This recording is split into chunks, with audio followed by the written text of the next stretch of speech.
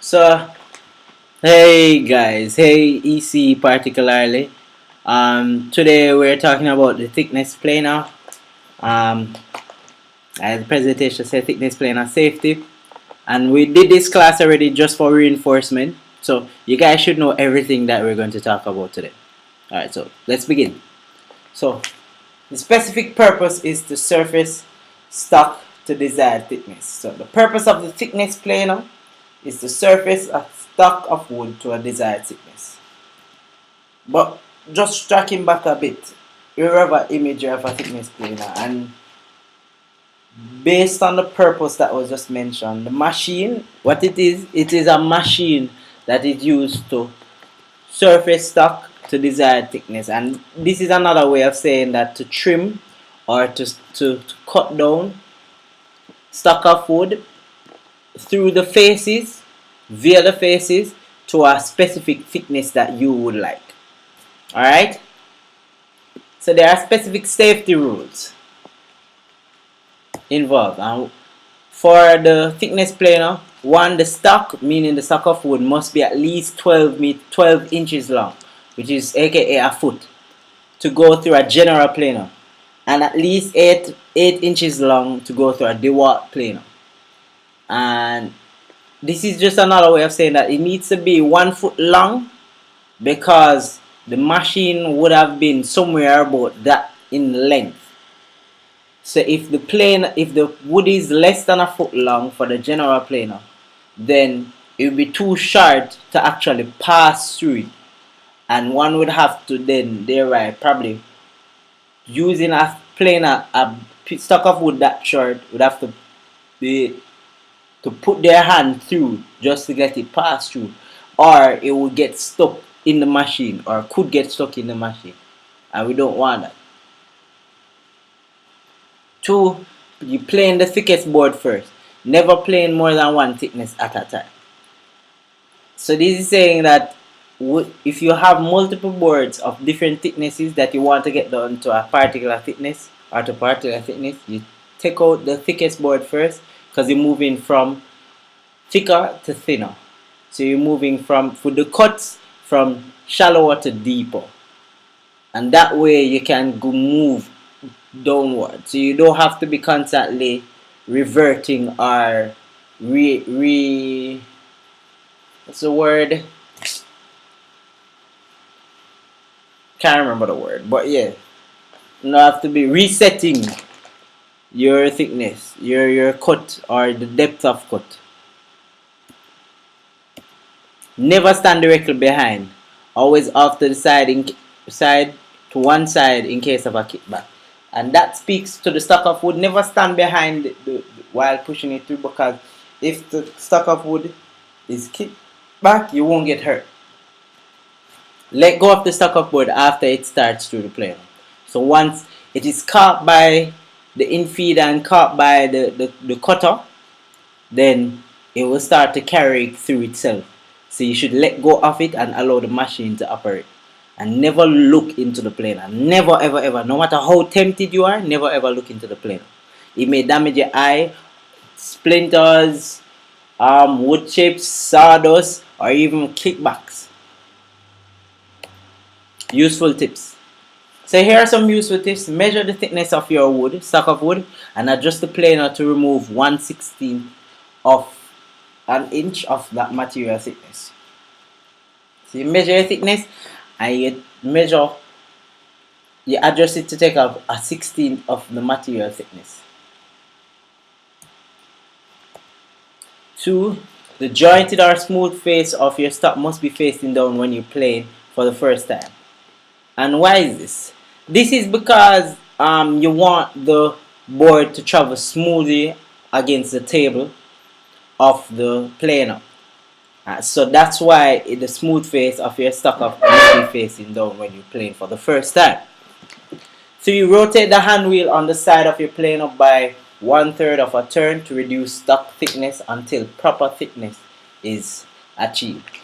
So with that 1/16, instead of adjusting the depth, well, yeah, instead of something that, like 160, yes, of that. And then what you do is adjust the depth by 1/3 until the thickness will have reached. So you'd have drawn that line to mark where you want, and you set it at 116, the depth. So, and then you just move by 1/3, keep that consistent, rotate the hand wheel up on the side, the planer by 1/3, so as to keep the change in depth consistent. When playing in short pieces such as 16 inches, 12 inch, put the pieces through end to end so they push each other through the planer. So you know, I mentioned earlier that the shortest piece should be 12 inches in size. And what it's saying is that when you're playing in short pieces, put them end to end. That means that right after you have one, you put another one. So the planers kind of feeds them as one long wood, but it's actually short pieces end to end that they are pushing each other through. So as soon as one goes in, the other one is directly behind it, pushing it through, and so you don't have to get your hand involved in terms of getting inside the machine. Plane all the stock at the same time to ensure equal thickness. So if you have a number of stock of wood to plane and you want them to be the same depth of cut, plane all of them at the same time. Don't change and go back, change and go back. No, just plane all of them same time so that you get that consistent equal depth or equal thickness throughout. Always ask for help when planing longboard. Longboards tend to get heavy and tend to get very strenuous, and because of their length can be challenging to manipulate and manage. So always ask for help. There's not a problem asking for help, and check your stock for nails and loose knot. And this is important because the cutter can be damaged. That's one thing that could happen, but also for loose knots or nails being caught into the machine, they can get chipped or shaved off and cause them to be flung out by the machine itself. So, and that might be very dangerous. So check your wood before, to ensure that none of these are in there so that they don't get implicated. So why is a thickness planer not able to straighten a whiteboard? Let's see. Because the cutter head is mounted above the table. What that is saying is that the table is on the flat. That's where you lay the board. And the cutter head is mounted on the top. And only the top of the stock is surface. So in other words, if you have a whiteboard and you put it in there, it cannot do the job of straightening it out. No. What it will just do, it will just trim off or shave off or surface of that curved area. So the other areas will be left, but you will just shave off that curved area.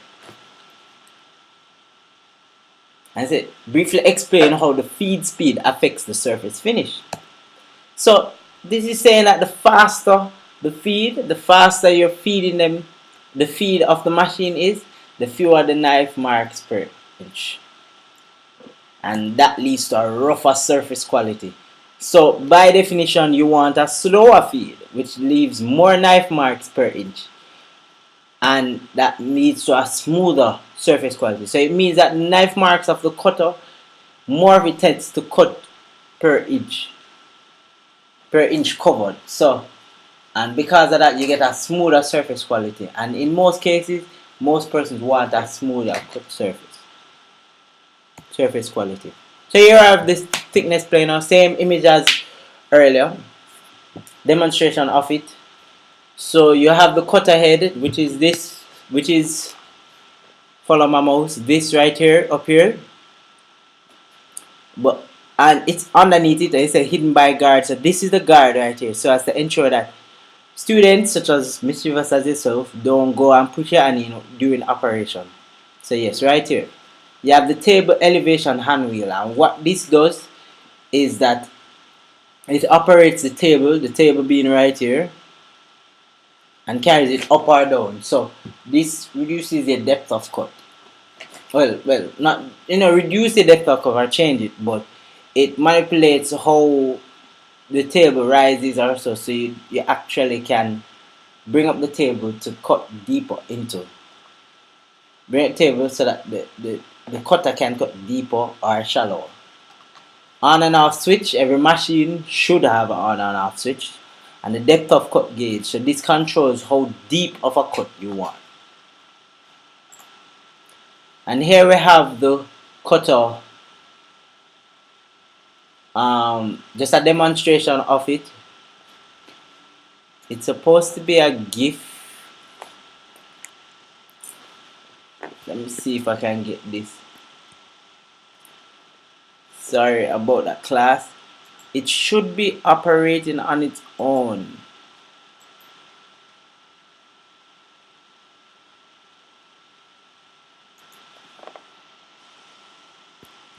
My apologies.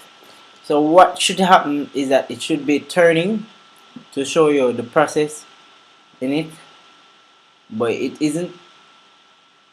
I don't understand why, but either way, class goes on.